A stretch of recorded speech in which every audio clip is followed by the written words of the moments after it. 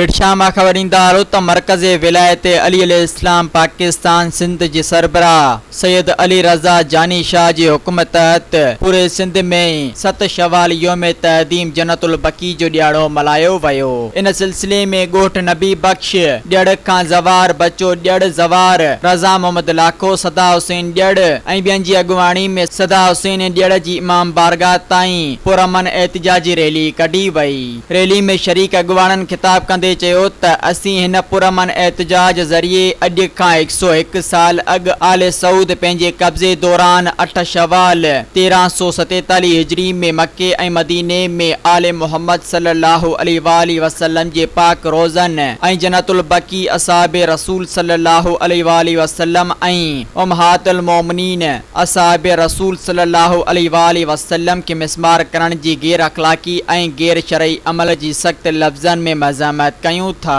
हिन पुर दर्द अमल जे करे पूरे आलमे इस्लाम जे करोड़ी मुसलमाननि जी दिलनि खे मजरूह कयो आहे। असीं chief of army staff field marshal Syed Asim Munir, वज़ीर आज़म पाकिस्तान शहबाज शरीफ, पद वज़ीर ऐं अक़वाम मुत्तहिदा खां हिन पुरअमन एहतिजाज ज़रिए पुरज़ोर मुतालबो कयूं था त सऊदी हुकूमत जे हिन अमल खिलाफ़ फौरी तौर कानूनी कदम खणे।